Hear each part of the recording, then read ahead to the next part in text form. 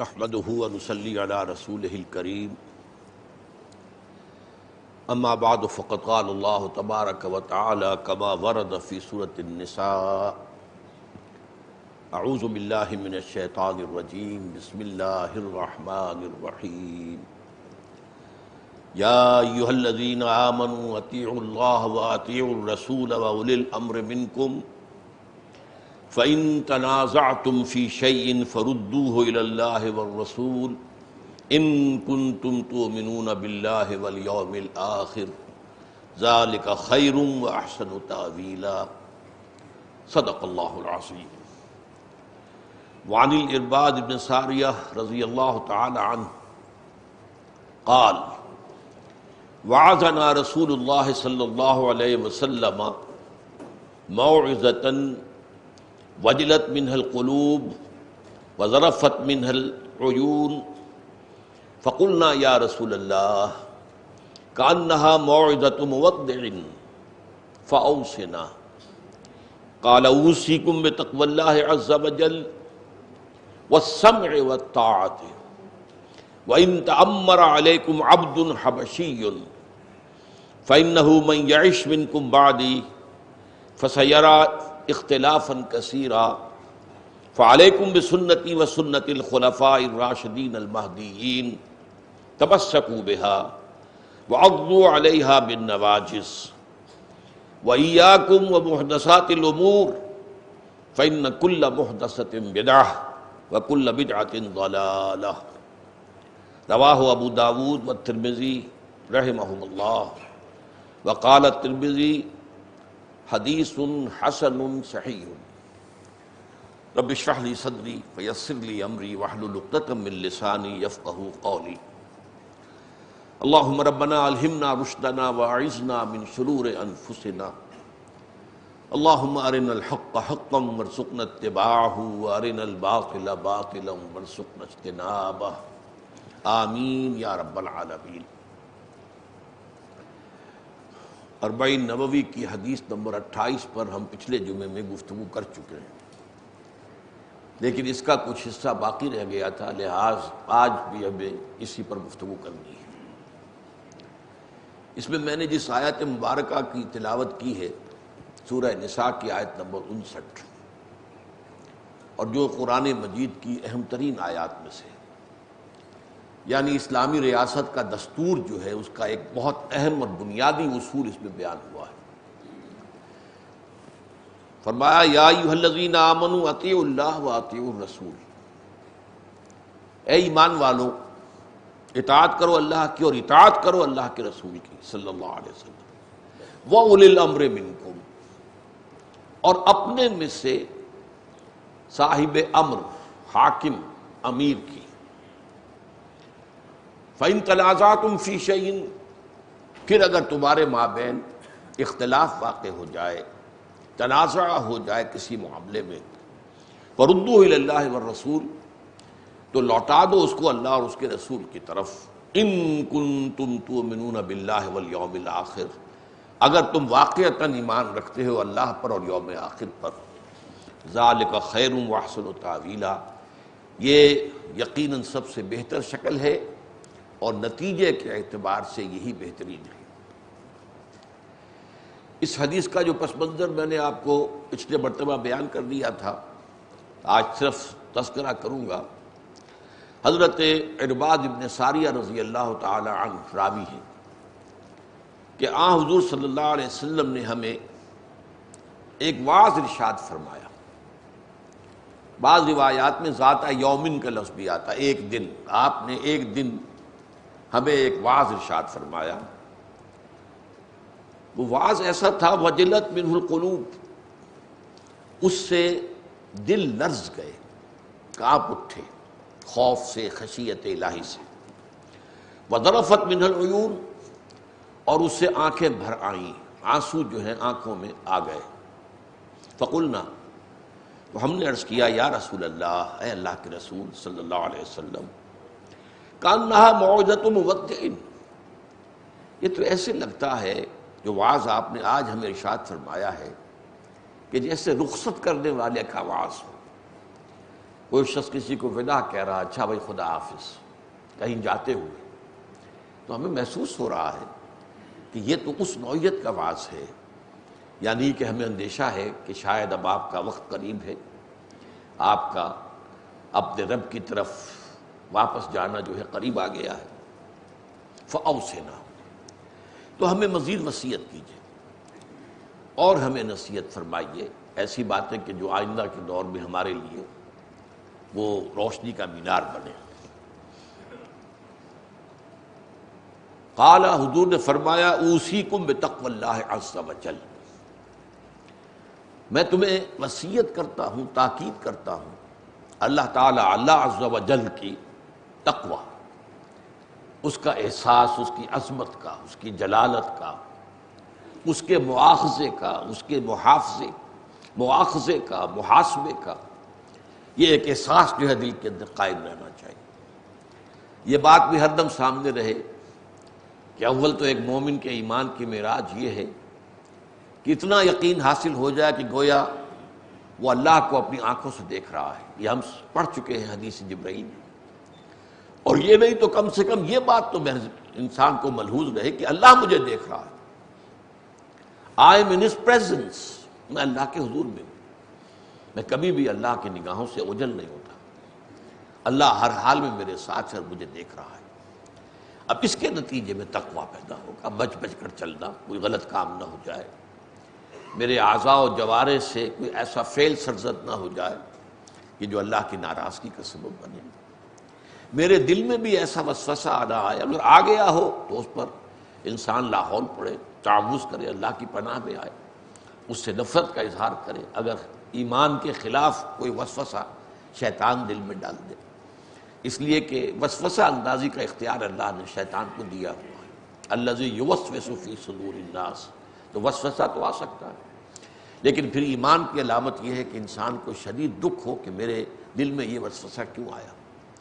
بہرحال نہ تو میرے دل میں ایسی بات آئے، نہ میرے اعضاء و جوارح سے، میری زبان سے، میرے ہاتھ سے، میرے پاؤں سے، میری آنکھوں سے، میرے منہ سے، میری زبان سے کوئی ایسا فعل سرزد ہو جو اللہ تعالیٰ کی ناراضگی کا سبب بن سکے۔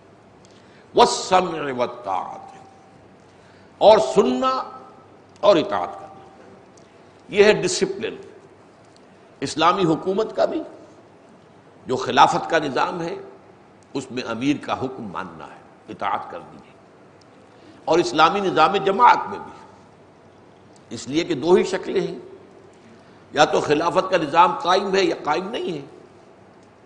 قائم ہے تو جو بھی ان کا امیر ہے، امیر المومنین ہے، خلیفۃ المسلمین ہے، اس کا حکم ماننا ہوگا۔ قائم نہیں ہے تو وہ آپ سے آپ تو قائم نہیں ہوگا، قائم کرنے کی جد و جہد کرنی پڑے گی، اور یہ جد و جہد جماعت کی شکل میں ہی ممکن ہے، تو جماعت کا امیر ہوگا، تو دونوں شکلوں میں اس امیر کی بھی پھر اطاعت، سمع و طاعت، والسمع والطاعت ہے۔ البتہ اس میں پچھلی مرتبہ عرض کر چکا ہوں کہ سمع و طاعت جہاں تک اللہ اور اس کے رسول کا معاملہ ہے وہ مطلق ہے، بے چون و چرا، کوئی بات سمجھ میں آئے نہ آئے، کسی بات کا سمجھ میں آ جانا جو ہے یہ کوئی بنیاد نہیں ہے کہ میں مانوں گا، یہ سمع و طاعت تو نہ ہوئی، یہ تو پھر اپنے عقل کی اطاعت ہے، یا کوئی چیز آپ کو اچھی لگے یا نہ لگے، اگر آپ اس پر فیصلہ کریں گے تو آپ نے نفس کے مطیع ہیں۔ اللہ اور اس کے رسول کی اطاعت تو یہ ہے کہ جو بات آ گئی قرآن میں اور جو بات آ گئی حدیث صحیح میں، اس کی بلا چون و چرا، بلا کم و کاشت اس کی اطاعت کی جائے۔ یہی وجہ ہے کہ سورہ نساء کی اس آیت میں جب فرمایا اطیعوا اللہ، تو دوبارہ اطیعوا کا لفظ آئے، واطیعوا الرسول، یہ دونوں اطاعتیں مستقل ہیں، مطلق ہیں۔ ہمارے ہاں بہت عرصے سے ایک فتنہ اٹھا، اور بہت بڑی شخصیت تھی اس فتنے کو شروع کرنے والی، وہ قومی اعتبار سے تو ہمارے ہیروز میں شمار ہوتے ہیں، سر سید احمد خان، لیکن یہ کہ دینی اعتبار سے انہوں نے بہت سی گمراہیوں کا آغاز کیا ہے۔ ان میں سے ایک استخفاف حدیث بھی ہے، حدیث کو خفیف سمجھنا، حدیث کو قدر و منزلت کو کم کر دینا۔ اس کے بعد سے یہ فتنہ بڑھتا چلا گیا۔ ہمارے ہاں اہل قرآن کا باقاعدہ ایک فرقہ پیدا ہو گیا جنہوں نے کہا بس ہم قرآن کو مانیں گے، قرآن کے علاوہ کوئی اور چیز واجب التعمیل نہیں ہے۔ ایک منکرین حدیث کا طبقہ پیدا ہوا، ان میں ایک بہت بڑا شخص جو پاکستان میں فوت ہوا ہے، غلام احمد پرویز، انشا پرداز اچھا تھا، گفتگو اچھی کر لیتا تھا، اور ظاہر بات ہے کہ فتنہ وہی شخص اٹھا سکتا ہے جس میں کوئی صلاحیت ہو۔ بغیر صلاحیت کے نہ کوئی نیکی کا کام ہو سکتا ہے نہ بدی کا کام۔ بدی کا کام کرنے کے لیے بھی صلاحیت چاہیے، قوت چاہیے، یہ صلاحیتیں اس میں تھی، اس نے فتنہ پھیلا دیا۔ وہ منکر حدیث کہلاتا ہے، لیکن وہ لوگوں کو دھوکہ دینے کے لیے اپنے رسالے طلوع اسلام کے سرورق پر ہمیشہ ایک حدیث شائع کرتا تھا۔ وہ حدیثیں جو اخلاقی نوعیت کی ہیں، جن میں کچھ فضائل اعمال کا ذکر ہے، یا جن میں برے اخلاق کی جو ہے وہ نفی کی گئی۔ ظاہر بات ہے ان حدیثوں میں کوئی فقہی احکام اس سے مترتب نہیں ہوتے، یہ تو اخلاقی تعلیمات ہیں یا ایمانیات کا معاملہ ہے۔ لیکن وہ حدیثیں کہ جن سے احکام کا استنباط ہوتا ہے، ان کے بارے میں اس نے یہ مستقل دے دیا ہے، یہ گویا کہ اس کا موقف ہے، یہ سمجھ لیجیے اچھی طرح، اس لیے کہ اس شخص کے اثرات ہمارے معاشرے میں کافی پھیلے ہوئے، اور آج اسی کی باقیات ہمارے ہاں خاص طور پر الیکٹرانک میڈیا پر بہت نمایاں ہیں۔ یہ لوگ جو ہیں ان کا اصول کیا ہے کہ اطاعت رسول کا لفظ جو قرآن میں آیا ہے وہ صرف ان کے زمانے کے لیے تھا، کیونکہ اس وقت میں وہ زمانوں کے امیر تھے، تو بحیثیت امیر مسلمانہ، امیر المومنین، ان کا حکم ماننا لازم تھا، لیکن وہ ہمیشہ کے لیے نہیں۔ یہ بات بہت بڑی گمراہی ہے، اسی لیے میں نے عرض کیا کہ اطاعت خداوندی یعنی اطاعت قرآن، اور اطاعت رسول یعنی صحیح حدیث کی اطاعت، یہ دونوں مستقل اطاعتیں ہیں، دائمی ہیں، اور یہ غیر مشروط ہیں۔ ان میں کوئی بات سمجھ میں آئے نہ آئے ان پر عمل کرنا ہے۔ البتہ تیسری اطاعت اور ہے، وہ ہے اولی الامر منکم، تم میں سے جو صاحب امر۔ ظاہر بات ہے کہ جو کوئی غیر مسلم آ کر آپ پر حاکم ہو گیا، اس کی اطاعت آپ پر فرض نہیں ہے، مجبوراً کیا جائے بات اور ہے، لیکن اطاعت اس کی لازم نہیں، بلکہ کوشش پوری ہونی چاہیے کہ اس کی حکومت کو ختم کیا جائے، اس سے نجات حاصل کی جائے، اس میں تن من دھن لگایا جائے، اس کے لیے جہاد کیا جائے۔ لیکن اصل میں اطاعت جو ہے تیسری، وہ منکم، مسلمانوں میں سے جو تمہارے امیر ہو ان کی اطاعت۔ البتہ یہ اطاعت جو ہے یہ مستقل اور بالذات نہیں ہے، یہ غیر مشروط نہیں ہے۔ یہاں پر یہ ہے کہ آپ جو بھی مسلمان امیر ہے غیر نبی، نبی کے بعد، چاہے وہ امیر المومنین، چاہے وہ خلیفہ راشد ہو، ان کی بات سے بھی اختلاف کر سکتے ہیں، لیکن یہ کہ تمہیں دلیل لانی پڑے گی کتاب و سنت سے اختلاف کرنے کے لیے۔ اس کے بعد ظاہر بات ہے کہ جو بھی جماعت بنے اقامت دین کی جد و جہد کے لیے، اس کے امیر ظاہر بات ہے کہ نہ وہ نبی ہیں، نہ وہ صحابہ کرام کے رتبے کے لوگ ہیں، نہ وہ خلافت راشدہ کی کوئی نظیر ہے، تو ان کے ساتھ تو ظاہر بات ہے کہ اختلاف کا امکان بہت کافی ہے۔ بہرحال اس میں یہ ہے کہ ایک اصول بیان کر دیا گیا، لا طاعت لمخلوق فی معصیت الخالق، مخلوق میں سے کسی کی اطاعت نہیں ہے ایسے کام میں جس میں اللہ کی نافرمانی لازم آ رہی، چاہے وہ شوہر کی اطاعت ہو بیوی کے لیے، اگر اللہ اور اس کے رسول کے حکم کے خلاف شوہر حکم دے رہا ہے، مسلمان بیوی کو اس کی اطاعت لازم نہیں ہے، ورنہ بصورت دیگر وہ تو قرآن مجید کے اندر فرمایا گیا ہے کہ جو نیک بیویاں ہیں صالحات و قانتات تو فرما بردار ہوتی ہیں، اپنے شوہروں کا حکم ماننے والی ہوتی ہیں۔ ایک رائے آپ کی ہے، ایک رائے شوہر کی ہے، ایک بیوی کی ہے، دونوں باتیں صحیح ہیں، شریعت کے خلاف کوئی بھی نہیں ہے۔ تو اب یہ ہے کہ یا تو بیوی اپنی اپیل سے، دلیل سے شوہر کو راضی کر لے، ورنہ یہ ہے کہ اسے شوہر کی بات ماننی پڑے گی۔ لیکن ایسی بات نہیں ہے کہ شریعت کے خلاف حکم دے تو آپ مانیں۔ اسی طرح تمہارا امیر کو شریعت کے خلاف حکم دے، لا سمع ولا طاعت، نہ سنیں گے نہ اطاعت کریں گے۔ اور کوئی امیر اس بات پر جو ہے پوری طریقے سے جم جائے اور مصر ہو، تو پھر آپ اس جماعت کو چھوڑیں، طلاق دیں، جائیں کوئی اور جماعت ڈھونڈیں، یا آپ خود جماعت بنائیں، لیکن جماعت کے بغیر نہیں رہنا چاہیے۔ علیکم بالجماعہ، لا اسلام الا بالجماعہ، حضرت عمر رضی اللہ تعالیٰ عنہ کا قول ہے، جماعت کے بغیر نہیں رہنا چاہیے۔ اگر آپ کو اس جماعت کے امیر سے اختلاف ہو گیا ہے اور وہ ڈٹا ہوا ہے، اڑا ہوا ہے اپنے موقف پر، اور آپ سمجھتے ہیں کہ یہ تو عندکم فیہا من اللہ برہان، ایسی بات جس کے لیے دلیل موجود ہو اللہ کی طرف سے، اس پہ اگر آپ اس جماعت سے اختلاف کرتے ہیں، علیحدہ ہوتے ہیں، آپ پر کوئی الزام نہیں آئے گا۔ پھر کوئی اور جماعت تلاش کرے، نہ ملے تو خود جماعت بنائے۔ یہ جو ہے اللہ کے تقوی کے ساتھ سم و طاعت کا نظام، اس میں سورہ تغابن کی جو آخری میں آیت آئی ہے، فاتقوا اللہ ما استطعتم واسمعوا واطیعوا، وہی بات جو یہاں آئی ہے، اللہ کا تقوی جس حد تک بھی ممکن ہے۔ یہ آیت جو ہے اس اعتبار سے بڑی اہم ہے کہ جب سورہ آل عمران کی آیت نازل ہوئی، یا ایھا الذین آمنوا اتقوا اللہ، یا ایھا الذین آمنوا اتقوا اللہ حق تقاتہ، اہل ایمان اللہ کے تقوی اختیار کرو جتنا کہ اس کے تقوی کا حق ہے۔ تو صحابہ پریشان ہو گئے، حضور کے پاس حاضر ہوئے، اے اللہ کے رسول، اللہ کا حق کون ادا کر سکتا؟ تب پھر یہ آیت جب نازل ہوئی تو انہیں اطمینان ہوا، سکون ہوا۔ فاتقوا اللہ ما استطعتم، جتنا بھی استطاعت میں، حد امکان میں ہے، اپنے پوری امکانی حد تک اللہ کا تقوی اختیار کرو۔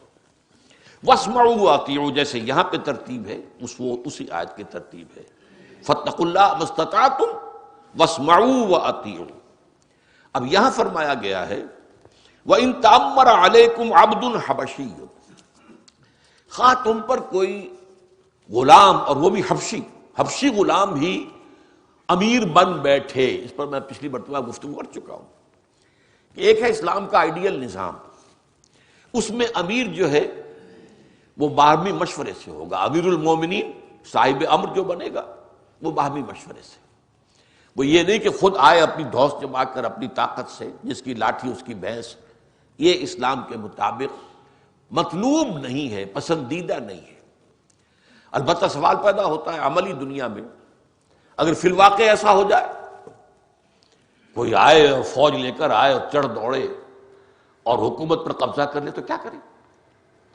اس کو کہتے ہیں تأمرہ۔ یہاں پر میں نے آپ کو بتایا تھا پچھلی مرتبہ کہ یہ تفاعل کا جو آتا ہے مادہ، جو باب ہے، اس میں کسی شے کو خود حاصل کر لینا، تعلیم کسی کو علم دینا، تعلم خود علم حاصل کرنا، علم سیکھنا، تو تعمیر کسی کو امیر بنانا، تأمرہ خود امیر بن گیا۔ اس کے لیے ہی فقہا نے پھر یہ بات دی کی کہ اس شخص کی بھی اطاعت کرنی ہے، بشرطے کہ وہ شریعت کے خلاف حکم نہ دے، اپنی جگہ پر وہ فاسق بھی ہو، لیکن یہ کہ نظم کا تقاضا یہ ہے، ورنہ تو یہ ہے کہ اگر فرض کر دیا جاتا کہ اس کے خلاف اٹھ کھڑے ہونا لازم ہے تو خانہ جنگی بار بار ہوتی رہتی۔ لہذا اس میں یہ کہا گیا ہے کہ اس کو کہتے ہیں کہ امامت متغلب، تغلب، خود غلبہ حاصل کر لینا۔ جو شخص خود غلبہ حاصل کر لے اس کی امامت جائز ہے یا نہیں؟ فقہا کا فیصلہ یہ جائز ہے، البتہ وہ بھی شریعت کے خلاف حکم نہیں دے سکتا، یہ شرط موجود رہے گی، یہ شرط ساقط نہیں ہوگی۔ وہ کفر کا حکم نہیں دے سکتا، وہ کسی حرام کو حلال نہیں بنا سکتا، کسی حلال کو حرام نہیں قرار دے سکتا، یہ اس کے اختیارات میں نہیں۔ اگر ان حدود کے اندر رہتا ہے تو چاہے وہ زبردستی امیر بن بیٹھا ہو، اپنے طاقت کے بل پر تغلب اور تعمر کی بنیاد پر وہ امیر بن گیا، اس کی اطاعت ہوگی۔ تو وَإِن تَأَمَّرَ عَلَيْكُمْ عَبْدٌ حَبْشِيٌّ، چاہے تم پر امیر بن بیٹھے، یہ میں ترجمہ کر رہا ہوں، ایک غلام اور حبشی۔ اب یہ عربوں کے نزدیک غلام کا درجہ ظاہر بات ہے کہ جو آزاد ہوتا ہے مسلمان اس کے برابر تو نہیں ہوتا تھا، غلام تو غلام ہے۔ پھر یہ کہ بہرحال اگرچہ اسلام نے آ کر رنگ و نسل کے سارے امتیازات ختم کر دیے، پھر بھی یہ ہے کہ عربوں کے اندر ایک چیز تو باقی تھی ہی، بہرحال وہ حبشیوں کو اپنے سے کمتر ہی سمجھتے تھے، آج بھی سمجھتے ہیں۔ اور یہ فرق جو ہے رنگ کا، یہ امریکہ میں ختم نہیں ہو سکا، وہ تعلیم کی جس انتہا پہ پہنچے ہوئے ہیں، اور جہاں تک کانسٹیٹیوشن اور لا کا تعلق ہے، ڈسکریمنیشن بہت بڑا جرم ہے امریکہ میں۔ اگر آپ رنگت کی بنیاد پر کسی کو ڈسکریمنیٹ کریں گے تو بہت بڑا جرم ہے۔ تو قانون کے، تعلیم کے، تہذیب کے سارے تقاضے پورے کرنے کے باوجود وہ جو رنگ و نسل کی جو منافرت ہے موجود ہے، اس کو ختم نہیں کیا جا سکتا۔ یہ کچھ دلی احساسات ہوتے ہیں، کمی ہو سکتی ہے۔ اس لیے میں نے آپ کو بتایا تھا کہ ایک صحابی نے ایک اسی طرح حبشی کو صحابی ہے وہ بھی، انہیں کہہ کر پکارا، یبن السودا، اے سیاہ فام عورت کے بیٹے۔ تو حضور نے فرمایا دیکھو تمہارے اندر جاہلیت موجود ہے، ابھی تک جاہلیت موجود ہے، تمہارے اندر سے جاہلیت نہیں نکلی۔ جاہلیت کہتے ہیں اسلام سے پہلے کے حالات کو، کہ وہ ساری چیزیں ابھی تمہارے اندر موجود ہیں۔ تو یہاں پر تاکید کے طور پر، یہ نہیں کہ حضور بھی حبشی کو کمتر سمجھ رہے معاذ اللہ، لیکن یہ کہ تاکید کے طور پر کہ چاہے ایک غلام ہو اور وہ بھی حبشی ہو، سیاہ فام ہو، وہ بھی اگر خود طاقت سے امیر بن بیٹھے تو یہ میں اضافہ کر رہا ہوں، لیکن وہ کتاب و سنت کے خلاف حکم نہ دے تو اس کی اطاعت بھی لازم ہے۔ فَإِنَّهُ مَن يَعِشْ مِنكُم بَعْدِي، تو جو بھی تم میں سے میرے بعد زندہ رہے گا، فَيَرَى اخْتِلَافًا كَثِيرًا، تو وہ بہت سا اختلاف دیکھے گا، اختلافات ہوں گے۔ ظاہر بات ہے بعد میں جو آپ کو معلوم ہے ہمارے ہاں فقہی اختلافات پیدا ہوئے، اصول فقہ مختلف ہو گئے، کسی کے نزدیک حدیث ضعیف سے ضعیف ہو وہ بھی زیادہ مضبوط شمار ہوگی بنسبت اپنی رائے کے۔ آپ ایک یہ استنباط کر رہے ہیں، اصحاب الرائے ہمارے ہاں فقہا کہلاتے ہیں، جو پختہ حدیثوں سے، قرآن سے استدلال کرتے ہوئے ایک رائے قائم کرتے ہیں۔ اب ایک حدیث سامنے آ گئی، وہ حدیث ضعیف ہے، اب آیا ضعیف حدیث کو ترجیح دی جائے گی یا یہ کہ قرآن اور سنت کے نصوص سے جو کچھ مستنبط ہوا ہے اسے ترجیح دی جائے گی؟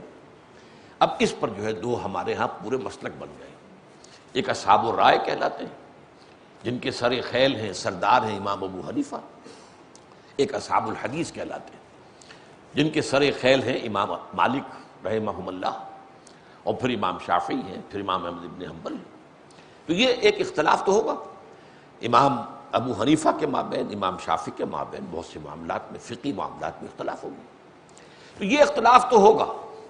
اچھا اسی طریقے سے نظام سیاسی میں اختلاف ہو جائے گا۔ اب فلاں اب جیسا کہ آپ کو معلوم ہے زبردست اختلاف پیدا ہو گیا۔ حضرت علی رضی اللہ تعالیٰ عنہ کو مدینے میں جو لوگ اس وقت موجود تھے، اور ان میں ایک بڑی تعداد بلوائیوں کی تھی جنہوں نے حضرت عثمان کو قتل کیا رضی اللہ تعالیٰ عنہ، اب ان لوگوں نے مل کر بیعت کر لی حضرت علی سے، حضرت علی کی بیعت ہو گئی تو وہ خلیفہ مقرر ہو گئے، لیکن بہت سے صحابہ نے ان کی خلافت کو تسلیم نہیں کیا۔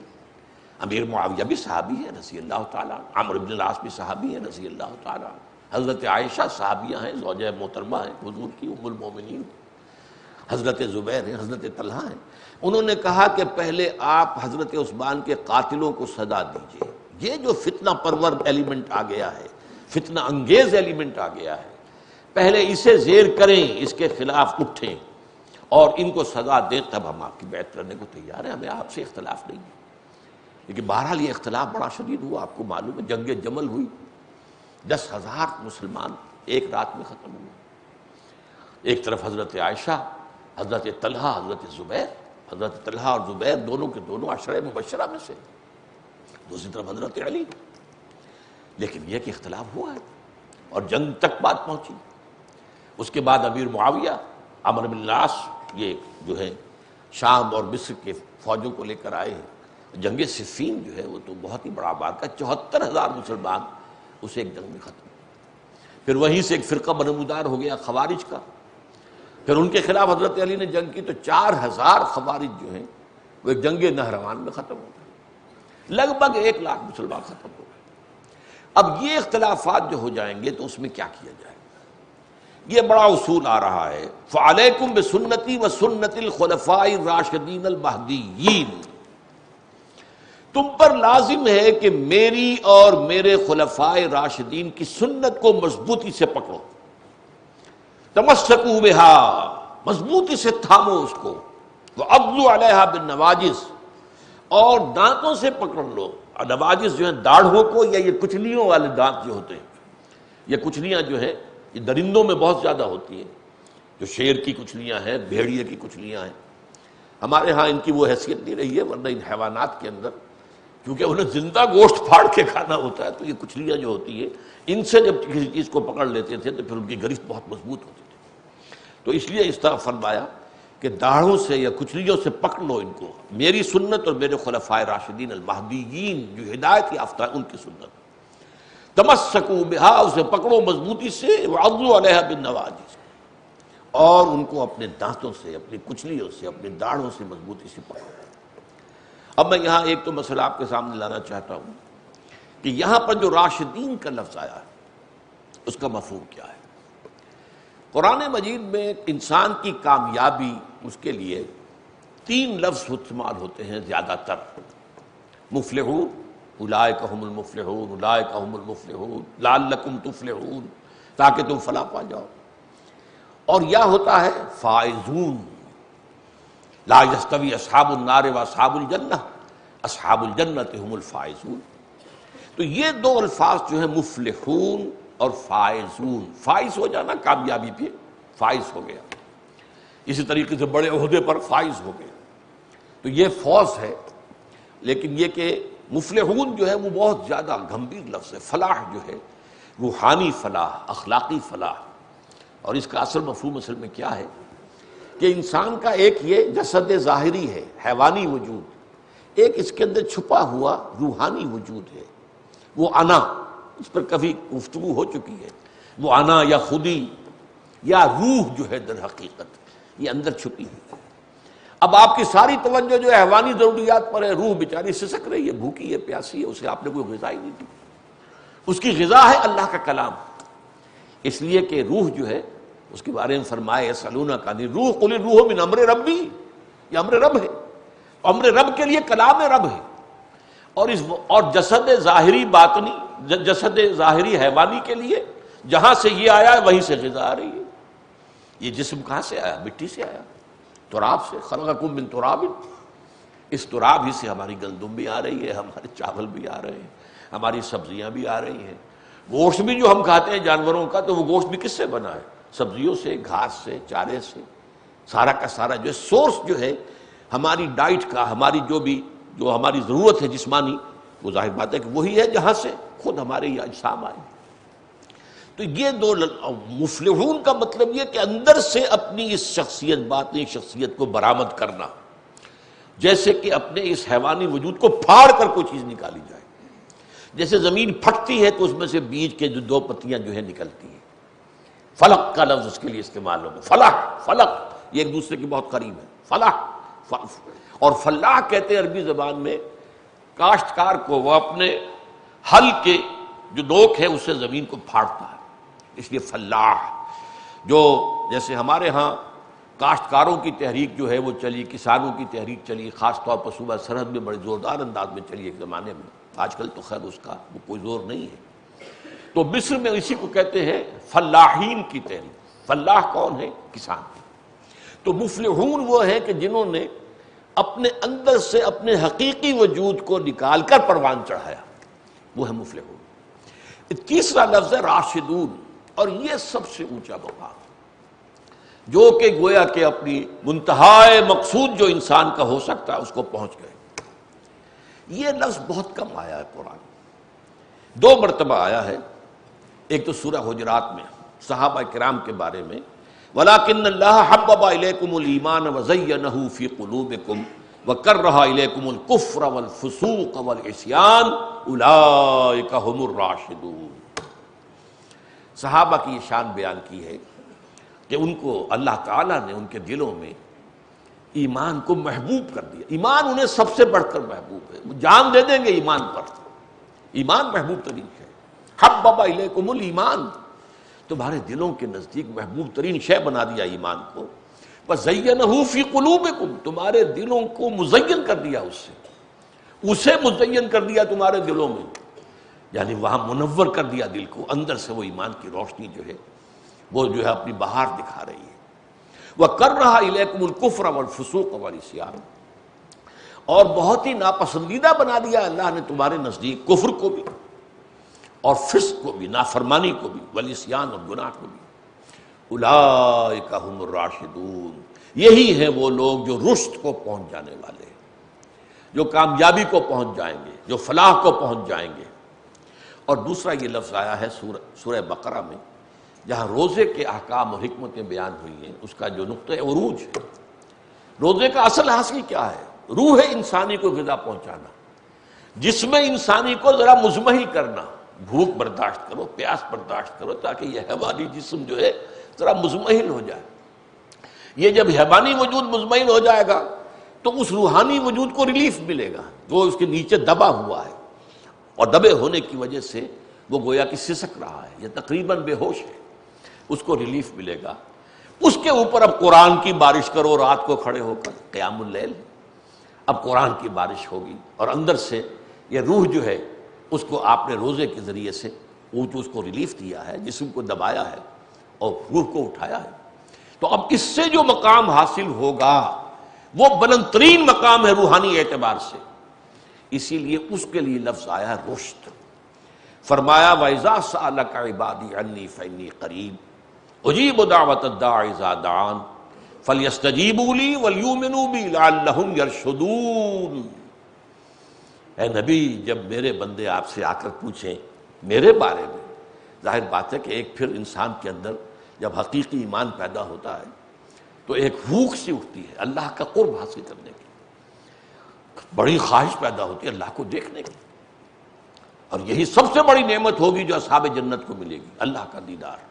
آخری جو اللہ کی نعمت ہوگی، جس سے بڑی کوئی نعمت نہیں، وہ اللہ کا دیدار ہوگا۔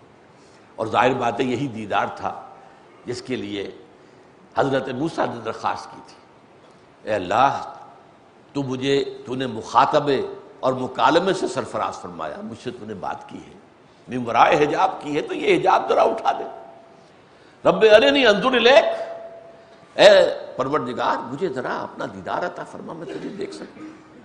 فرما گیا لن ترانی، نہیں تم مجھے نہیں دیکھ سکتے، اس عالم مادی میں رہتے ہوئے اس میں تم میرا دیدار نہیں کر سکتے، اس کا برداشت نہیں کر سکتے، بلکہ ذرا سامنے کے پہاڑ کو دیکھو، ہم اس پر اپنی ایک تجلی ڈالیں گے، اگر ہماری تجلی کو وہ پہاڑ جھیل جائے تو تم سوچنا کہ تم بھی ہمیں دیکھ سکو گے۔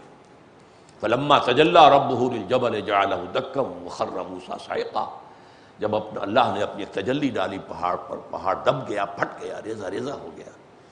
اور بالواسطہ جو ہے یہ تجلی براہ راست موسیٰ پر نہیں ہے، تجلی پہاڑ پر ہے، موسیٰ دیکھ رہے ہیں، یہ بالواسطہ مشاہدہ ہے۔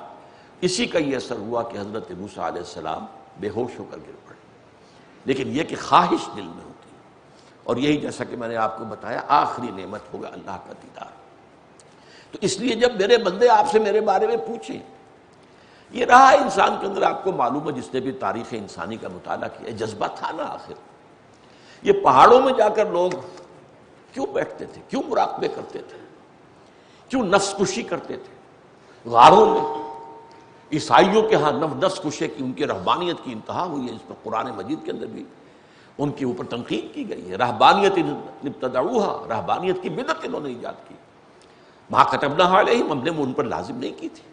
اپنے نفس کو مارنے کا حکم اللہ نے نہیں دیا ہے، نفس کا بھی حق ہے ادا کرو، ہاں نفس کے تابع نہ ہو جاؤ، اپنے نفس کو اللہ کے احکام کے تابع کر دو، بس یہ نہیں ہے کہ اسے کچل دو، اسے ختم کر دو۔ یہ ہمارا نفس حیوانی وجود بھی ہمارے پاس امانت ہے اللہ کی، یہ ہاتھ اللہ کے لیے ہوئے امانت ہے اس کی، یہ پاؤں، یہ آنکھیں، یہ کان، یہ ناک، یہ زبان، یہ ساری چیزیں اللہ کی امانت ہے ہمارے پاس، ان کا بھی حق ہے۔ وَإِنَّ لِنَفْسِكَ عَلَيْكَ حَقًّا وَلِزَوْجِكَ عَلَيْكَ حَقًّا وَلِزَوْرِكَ عَلَيْكَ حَقًّا۔ نہیں دیکھو یہ کیا تم نے وتیرہ پکڑ لیا ہے، ساری رات کھڑے ہو۔ حضرت عبداللہ ابن عمرو بن العاص رضی اللہ تعالی عنہما ساری رات بیوی سے کوئی سروکار ہی نہیں، تعلق ہی نہیں، بستر سے ہی تعلق نہیں، قبر لگائی ہی نہیں، اور دن میں پورا روزہ۔ اب روزے میں بھی ظاہر بات ہے کہ بیوی سے ہم بستری تو نہیں ہو سکتی، تو گویا کہ وہ سارے حقوق ختم ہو رہے ہیں۔ تو آپ نے جب معلوم ہوا اور آپ نے بلایا اور بڑے سخت تیکھے انداز میں پوچھا، اولم اخبر، کیا مجھے یہ خبر نہیں دی گئی ہے انک تصوم النہار وتقوم اللیل، تو ساری رات کھڑا رہتا ہے اور تمام روزانہ ہمیشہ رکھتا ہے؟ عرض کیا بلا یا رسول اللہ، حضور ایسا تو ہے۔ فرمایا لا تفعل، ہرگز ایسا مت کرو، فإن لنفسک علیک حقا، تیرے نفس کا بھی تجھ پر حق ہے، اسے استراحت دو، رات سونے کے لیے، راحت کے لیے اللہ نے بنائی ہے۔ لتسکنوا الیہا بھی ہے، اپنی بیویوں کا بھی حق ادا کرو۔ وہ ہم پڑھ چکے ہیں ایک حدیث میں کہ ایک بندہ مومن اپنی بیوی سے ہم بستری کرتا ہے تب بھی اسے ثواب ملتا ہے۔ تمام ہمارے حیوانی اعمال بھی عبادت بن جاتے ہیں جب اللہ کے حکم کے تابع ہیں، اللہ کے حدود حلال و حرام کے اندر اندر۔ تو یہ در حقیقت اس میں ان لنفسک علیک حقا وان لزوجک علیک، تمہاری بیوی کا بھی تم پر حق ہے، وان لزورک علیک حقا، تمہارے زیارت کرنے کو کوئی آیا ہے ملنے کے لیے، وزٹرز جنہیں ہم کہتے ہیں، ان کا بھی حق ہے، ان سے ملو، اور ملو بھی خوش دلی کے ساتھ۔ تبسمک فی وجہ اخیک صدقۃ، فرمایا تمہارا کوئی بھائی تم سے ملنے آیا، تم متبسم چہرے کے ساتھ اس کا استقبال کرو تو یہ صدقہ ہے، یہ بھی بہت بڑی نیکی ہے، اللہ کے یہاں اس کا بھی اجر ملے گا۔ یہ نہیں کہ آپ ابوسن قمطریرہ بن گئے، اب وہ بھی پریشان ہو رہا میں خامخواہ آیا ان سے ملنے کے لیے۔ تو یہ جو چیز ہے اس کا رد عمل جو ہے یہ اینٹی سوشل جو ہے آپ کا ایٹیچیوڈ ہو گیا، بلکہ سوشل ایٹیچیوڈ یہ ہے جو آیا ہے اس کا خوش دلی سے استقبال کرو۔ بہرحال مفلحون کا میں نے ترجمہ آپ کو بتایا، راشدون جو ہے وہ پھر روحانیت کی جو انتہا اس دنیا کے اندر ہو سکتی ہے وہ ہے راشدون، اولئک هم الراشدون لعلہم یرشدون۔ اب یہاں سوال پیدا ہوتا ہے کہ خلفائے راشدین المہدیین، حضور کے وہ خلفاء جو راشد بھی ہیں مہدیین بھی ہیں، ہدایت یافتہ بھی ہیں۔ اب اس میں چار پر تو ہمارا اہل سنت کا اجماع ہے، ابو بکر، عمر، عثمان، علی رضی اللہ تعالیٰ عنہ اجمعین۔ ہمارے نزدیک افضل ترین شخصیت پوری انسانیت میں انبیاء کے بعد حضرت ابو بکر صدیق کی ہے، اور اس کے بعد حضرت عمر کی ہے، پھر حضرت عثمان کی، پھر حضرت علی کی۔ بہرحال اس میں کچھ لوگ اضافہ کرتے ہیں، حضرت حسن کا بھی میں بھی سمجھتا ہوں کہ حضرت حسن کا دور جو ہے اسے بھی شمار کیا جانا ہے، وہ صحابی بھی ہیں، اگرچہ صغار صحابہ میں سے تھے، چھوٹے تھے، لیکن حضور کی گود میں پلے ہیں، حضور کے کندھوں پر سواری کی ہے، ظاہر بات ہے۔ عین نماز کی حالت میں بھی حسنین کہیں آ جاتے تھے اور وہ حضور سجدے میں ہے اور وہ پیٹھ پر چڑھ کر بیٹھ گئے، بچوں کا معاملہ جو ہے، تو آپ بڑے ہی آرام سے انہیں نیچے اتارتے تھے، نماز جاری رکھتے تھے۔ تو ان کا جو بھی محبت تھی حضور کی، ریحانتان، یہ نبی کے باغ کے دو پھول ہیں، اب حسن اور حسین، تو یہ بھی ان کی بھی، اور چونکہ انہوں نے خود طاقت سے نہیں حاصل کی تھی اس لیے وہ بھی خلفاء راشدین المہدیین میں شامل۔ البتہ حضرت معاویہ کا معاملہ ہمارے ہاں بعض لوگ ہیں، ذرا ان کو میں عام جو ہیں ہمارے عوام الناس سنی ان میں نہیں، کچھ ہیں ذرا زیادہ ریڈیکل اور زیادہ جو ہے وہ ایک انتہا پسند، وہ حضرت امیر معاویہ کو بھی خلیفہ راشد کہتے ہیں، لیکن اہل سنت نے ان کو اس طور سے تسلیم نہیں کیا، اس لیے کہ وہ متغلب تھے، انہیں کسی نے چنا نہیں تھا، ان کے لیے کوئی مشاورت نہیں ہوئی تھی۔ وہ تو جب حضرت حسن کی رضی اللہ تعالیٰ عنہ خلافت قائم ہو گئی تو پھر وہ اپنی فوجیں لے کر جب آئے ہیں تو پھر حضرت حسن نے خونریزی روکنے کے لیے کہ مسلمانوں میں حضرت علی رضی اللہ تعالیٰ عنہ کا تو پورا دور خلافت جو ہے باہمی خانہ جنگی کی نظر ہو گیا، اب یہ سلسلہ دوبارہ جاری رہے گا، تو حضرت حسن نے جو ہے دستبرداری اختیار کر کے خلافت حضرت معاویہ کے سپرد کر دی۔ اسی لیے حضور نے فرمایا تھا حضرت حسن کے بارے میں کہ میرا یہ بیٹا مسلمانوں کی دو جماعتوں کے مابین صلح کرائے گا، اسی لیے اس کو پھر کہا گیا تھا عام الصلح، عام الامن، یہ امن کا سال ہے، صلح کا سال ہے، اور یہ صلح کا سال پھر 20 برس تک حضرت امیر معاویہ کی، تو گویا کہ چونکہ وہ صحابی ہیں تو ایک شرط جو ہے وہ پوری ہو رہی ہے، اولئک هم الراشدون، اس لیے بعض لوگوں کا کہنا یہ ہے کہ انہیں بھی خلفائے راشدین میں شامل کرنا چاہیے، لیکن جیسا کہ میں نے عرض کیا یہ اہل سنت کا اجماعی خیال نہیں ہے، اجماعی خیال وہی ہے ابو بکر، عمر، عثمان، علی رضی اللہ تعالیٰ عنہم اجمعین۔ اس کے بعد حضرت حسن کو بھی لے لیجئے، اور اسی پر 30 سال پورے ہوتے جو حضور نے فرمایا تھا کہ میرے بعد خلافت 30 سال رہے گی، تو 30 سال پورے ہوتے ہیں حضرت حسن کی بھی 6 مہینے شامل کر کے، اس کے بعد ملوکیت کا آغاز ہو گیا۔ حضرت امیر معاویہ کا دور ملوکیت کا آغاز تو ہے، لیکن ابھی ملوکیت کی ساری خرابیاں اس میں نہیں آئی تھی، وہ ملوکیت کی خرابیاں بعد میں بنو امیہ کے خلفاء میں آئیں، اور جتنی پھر اور زیادہ آئی ہیں وہ بنو عباس کے دور میں آئی، محل ان کے زمانے میں بنے، اور ساری جو بھی دنیاوی شان و شوکت جو دنیاؤں میں شہنشاہوں کی ہوا کرتی تھی وہ تو پھر جو خلفائے بنو عباس ان میں ہوا۔ بہرحال یہ میں نے آپ سے عرض کیا، سنت الخلفاء الراشدین المہدیین، میرے خلفاء جو ان میں سے راشدین ہوں مہدیین ہوں ان کو بھی مضبوطی سے تھامو، وعضوا علیہا بالنواجذ تمسکوا بہا۔ اب اس میں ایک بات میں عرض کر دوں، چونکہ آیت جو میں نے پڑھی تھی سورہ نساء کی، اس میں آگے الفاظ آتے ہیں وَإِن تَنَازَعْتُمْ فِي شَيْءٍ فَرُدُّوهُ إِلَى اللَّهِ وَالرَّسُولِ، اگر کسی معاملے میں تمہارے درمیان تنازع ہو جائے تو لوٹا دو اس کو اللہ اور اس کے رسول کی طرف۔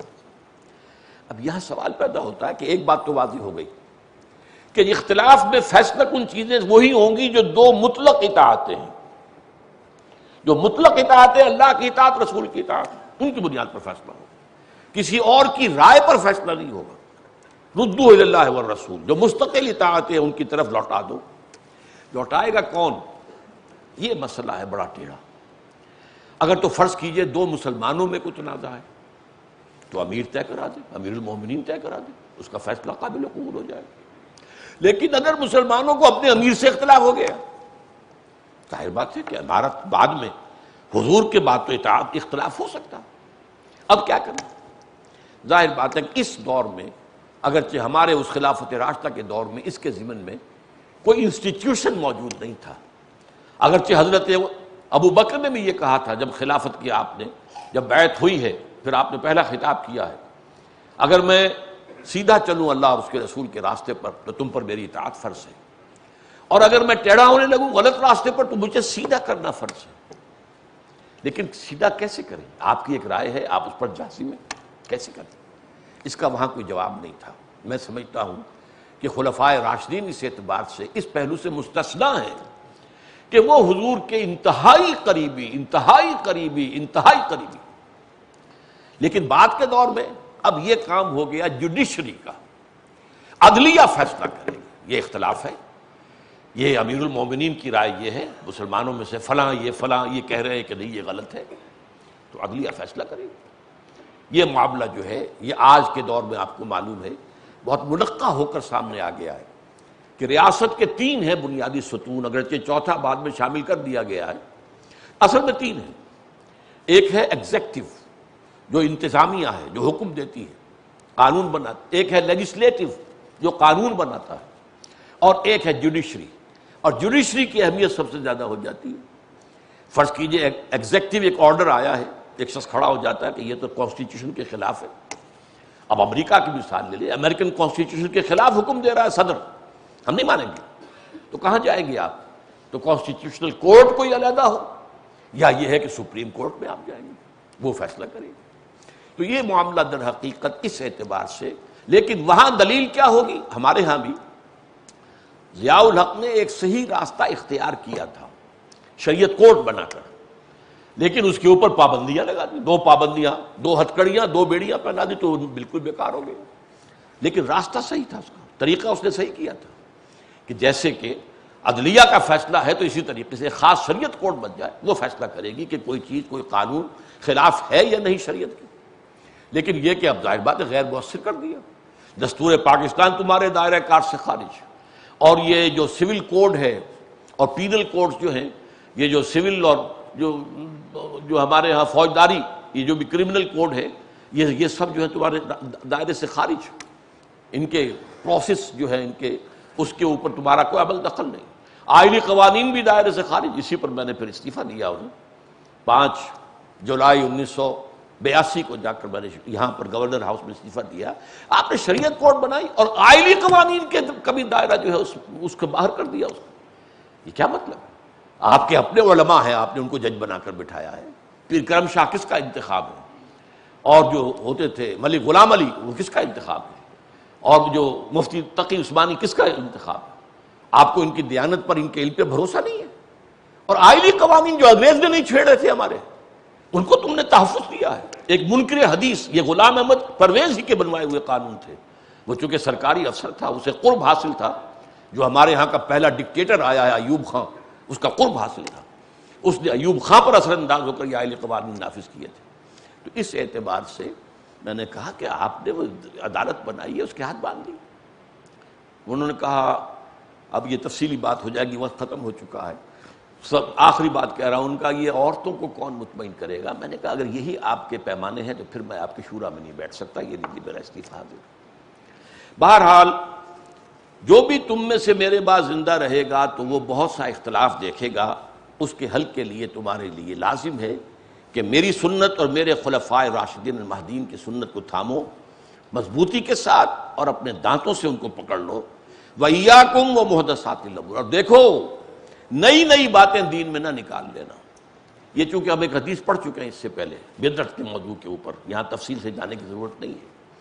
دین میں ایک ہے قرآن اور سنت سے استنباط کر کے کوئی حکم نکالنا، اس کا نام اجتہاد ہے، قیاس ہے، اجتہاد۔